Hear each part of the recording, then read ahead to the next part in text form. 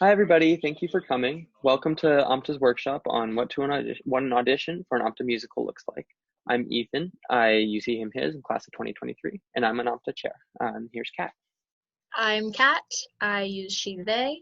I am class of 2023 and I am OMTA's prop master and I'm also on the webmaster committee. And I guess we'll just get started. So auditions in general. So, what does the process generally look like? Auditions tend to be on Thursday or Friday of the first or second week of the semester. Callbacks are going to be that weekend that follows. What you're going to want to do is find the sign-up sheet. You'll sign up for a 10-minute slot in Warner Lobby. And that first round, the first auditions, the first couple days of auditions are going to contain a warm-up, a song, and a cold read. And you can do that in whatever order you like, or that's whatever the production team decides. But those are generally the three things that are going to happen.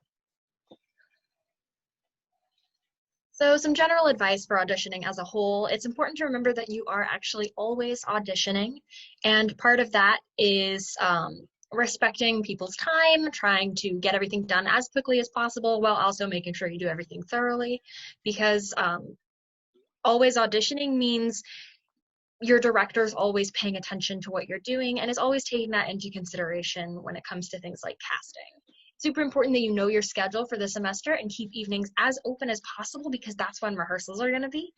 And when you're actually auditioning, it's totally okay to stay if you need to, but you shouldn't do it too much. It's just an option there if you really need it. And definitely hydrate well ahead of time. It's important to take care of your voice. And also remember that you should always generally try to be acting whenever you're performing, whether you are actually reading your monologues, whether you're singing, or even if you have a dance audition. It's important to always be characterizing and acting throughout that entire process. So starting off, we'll start with singing at auditions. Your warm-ups, you're going to walk in. It's going to be pretty short. You don't want to take up too much time in that 10-minute slot, but that doesn't mean that they're not important. Just because they're short, you might want to warm up in advance a little bit if that feels comfortable for you. But warm-ups in the room, they're going to go through your whole range, and you want to sing that in a place that feels the most comfortable for you. If you want to flip into a mix or flip into a head voice, and because that's a space that feels better for you, I advise that you do that. You want to show off your best, put your best foot forward. Just because they're short doesn't mean that they're not really, really important, in the sense that music directors are going to learn a lot about your voice based off of how you sing them. They'll be listening for your tone, your intonation, how you sound in certain ranges, all sorts of little nuanced things that may be covered up in your song preparation, but will be laid bare when you're doing your warm-ups. So choosing a song can be a little bit of a process, but anyone in OMTA and your directors are also going to be happy to help you with this process if you need it. So if it's something you want to take on your own, the song that you pick should match the style of the show that you're auditioning for. So contemporary songs with contemporary musicals generally. You're not going to sing A Heart Full of Love from Les Mis if you're auditioning for Elle Woods from Legally Blonde. So you're going to want to pick a song that's going to show off your voice, particularly either the parts that you are most comfortable with or the parts that you think are strongest for you. And with that, you're also probably going to want to take some risks and make some strong choices with the way that you sing the song. Because a lot of the time you're capable of a lot more than you think you are. So the song that you pick is also going to be something that you're going to want to find something that'll match both you and your voice and also the role that you're auditioning for. And with the amount of musical theater songs that are out there, you're definitely going to be able to find something that fits both of those. And it's also important to avoid songs with complicated tempo changes, especially if your pianist is sight reading your music, because that's really, really hard for them to do, and it's just going to make the whole process a little bit more difficult. If you're looking for a song to find, the Khan Library is a good resource to go. Again, you can ask OMTA, but there's a lot of sheet music there for you to scan and print out. It's a good resource. So when you're preparing for your song, again, you want to find that bit that's going to show off your voice the most. that generally should be about 32 to 64 measures, or about a minute to a minute and a half, whatever fits the piece nicely. When you're rehearsing this and you're rehearsing the song, OMTA suggests that you try and find a pianist, even if they can't come to the audition themselves. If it's just to rehearse a song, that's still great. The reason we ask you to find a pianist is it takes a layer of confusion out of and things that are just up in the air out of the equation. The more you can plan ahead, you have a pianist that knows your voice and that can work with you. And that's just better for the audition in general. If you can't do that, that's all right. There's only so many pianists around. But try to have your music clearly printed out, getting rid of page turns. Try to have all your music like just laid flat and connected. Loose leaves of paper make things difficult. They tend to fly away. Also, really have your music clearly marked for the pianist, with a strong, like even Sharpie, just like writing here to here, and knowing your music really well and being able to communicate that to the music director or the pianist when you show up in the room. So when you're actually singing in the audition room, you're going to want to be clear and precise when talking to the music director. It'll show that you know your piece well. And even when you're, talking to the pianist, if they're sight reading, telling them specifically exactly what you're planning on doing looks really, really good. Make bold choices and act while you're singing, and don't add anything that you didn't prepare for, because that just makes it a little bit more confusing for everyone. It's important to be prepared to be flexible, once again, especially if your pianist is sight reading, because, everybody makes mistakes, and sight reading is really, really hard, just like sight singing is. So if there's a little flub somewhere, it's okay. Just, take a deep breath and keep on going. It'll be all right. And if you are sick the day of the audition, it's okay. Your directors will know this. It happens, and it's all right. Just try to power through it. But most of the time, your directors can sort of tell what you sound like, even if you're not sick, when you're singing when you're sick. There's still a little hint of what you normally sound like in there. So it's really not something that's a super big issue that you should worry about too much. All right, moving on to acting. So there are two routes that teams will go through. You can either get a monologue or a cold read. We'll start out with the monologue. And with monologues, you can either be given a monologue or a couple, or you'll be asked to find one yourself. If you need help with that, again, OMTA is a good resource. We're here to help you. We want you to put to be the best that you can. When you have your monologue, really mark it up. Find your beats. Find the objectives that you're looking for. Look for focal points, where you're acting to, who your audience is. Eye contact is really good as well. Things like that to take up space. Just all of these things that make go into a good monologue. Really prepare that. The other thing to do is that it's best to be memorized, because it takes you and out of the paper and into the space around you. Again, we're student theater, and the production teams know that, and there's not a lot of time necessarily. So it's okay if you're not. And with all of the auditions, memorization is not a thing that's going to be counted against you, but like a boon if you happen to do it. So cold reads kind of freak people out sometimes, but they're really not that big of a deal. Just, breathe and just work your way through it.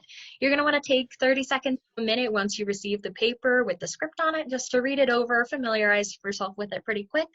And just like with the monologue, you're going to want to make choices while you're reading this, and do your best to look up from the page and express to the table as much as you possibly can. And also, don't feel like you have to rush your way through it. Getting nervous, you might want to speed up and just get it over with, but silence is a lot of the time really, really valuable and expressive. So definitely take moments, just breathe, and you'll get through it. And if you're able to, definitely make eye contact. It helps hold interest and establish a really good connection between you and your audience. And that's something that applies to anything, not just cold reads. All right, so what happens after the audition? The last day of auditions, you'll get an email talking about callbacks and asking you to prepare for certain roles. If you're not invited back to callbacks, don't worry. It doesn't necessarily mean you didn't get a role, so keep an eye for an email at the end of that weekend. But during this time, there's a lot to do and there's not a lot of time. You want to take the time to learn the show, really get to know it. You'll be emailed scenes, maybe, and definitely songs. And so getting learning and listening to cast recordings to really get a feel for what's going on will really be important during callbacks. Again, same with the memorization. It's a really good thing if you can, but everybody understands that memorization is hard and so it's okay if you don't. And the same way that you're preparing for your acting and your singing in the auditions is what you want to do in this sort of crunch time. Working on your musicality, working on your objectives in the scenes, and sort of planning how everything's going to play out is a good thing to do during this time. The other thing is you really want to get some rest because callback weekend is really crazy. There's a lot to do, and once you get cast, there's it's a time crunch. There's a lot of things to do, and there's not a lot of time to end up relaxing. So this is a good time. So now we're going to talk about what actually happens at callbacks. So callbacks generally broken down into 2 to 3 parts. If it's a dancing show, which is super common, but sometimes it does happen, there'll possibly be a dance callback. There will definitely be callbacks for singing and definitely callbacks for scene work. Dancing is up in the air, but the songs and the scenes will definitely be in there. So when you're at callbacks, just generally, again, you're still auditioning. The production team, there's going to be enough people in the room that even if you're not actively doing a scene or actively singing, people are going to be taking notice of how you're acting and what you're doing. So go with the flow. The vibes that you give off are very important. Directors are going to be spending a lot of time with you, and they want to make sure that the people that they're working with are someone that they're going to want to work with and enjoy. So be pleasant, have a good time. But remember that you're still here for callbacks, and that stay engaged, stay in it, and directors will take notice of that, and that'll be good for you. The other thing is that callbacks are really long. Bring a water bottle or two. You want to be in the room again, be engaged as much as possible, and stay hydrated. It's really important. So if there's a dance callback, Oberlin, especially OMTA and related to OMTA, doesn't really have a lot of super strong dancers, and the directors are well aware of this. So there may not always be a dance callback. But if there is, you will be taught the choreography at the callback, and you don't have to feel like you have to be perfect, because chances are you learned the choreography no more than 20 minutes ago. It's totally okay to mess up, and if you do, just keep a smile on your face and keep going. And honestly, enthusiasm is far more important than nailing the choreography. Directors are gonna notice the way that your energy is when you're dancing much more than they're gonna notice whether or not you're perfect. So for singing at callbacks, we'll start out with warm-ups. They'll be more extensive, but same with auditions. We recommend that just to make sure that you're your best self, that you give some warm-up beforehand. There's also going to be some downside when you sing because there's more people, the songs are going to be longer. So in between, if you feel the need to, go warm up yourself, you can ask to go do that quietly somewhere else. But generally it's the same idea. It's all about the prep work that you put in beforehand. Learn the music. If you can find a pianist to play the scenes that on such a short notice, that'd be lovely. Really work on finding that musicality and what you can do to really shine. When you're listening to cast recordings, think about what you can do to be better than them or what you can add to it, because the directors will have also been listening to a lot of cast recordings for honestly far longer than you have as an auditioner. And so they'll really know and be able to tell who's put in that effort and who's making their own choices. So at callbacks, there's also going to be scene work, and the scenes that you are going to be doing will most likely be sent ahead of time. Depending on the director might prefer you do them as cold reads, but most of the time you'll have a chance to look them over before you even get to callbacks. If you are sent the scenes ahead of time, you should definitely try to memorize the lines.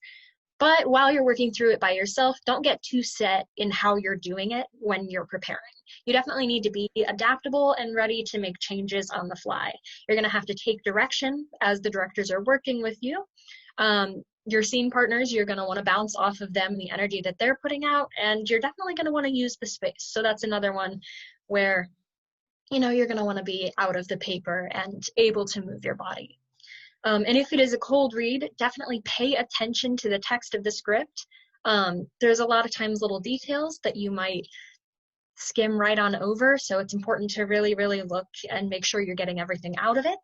But when you aren't speaking, look up and react to what your partner is saying. This is a lot of the time more important than what you're actually saying in the scene, because reacting is acting. And I know that's a cliche, but it's true. So definitely try to be out of the paper and really express when you're not speaking.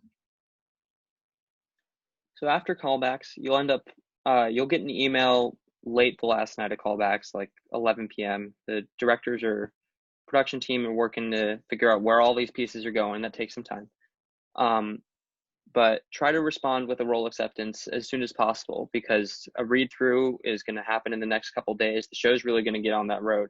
And if you feel you can't do that role, we need to find the team will have to find a replacement. So don't stress too much. After auditions are over, they're over. There's nothing you can do. You just kind of have to hang out, take your mind off something, and just wait for that email. Awesome. Alrighty. Thank you guys for coming to this workshop. I hope you learned a little bit, and we hope to see you at OMTA's next show.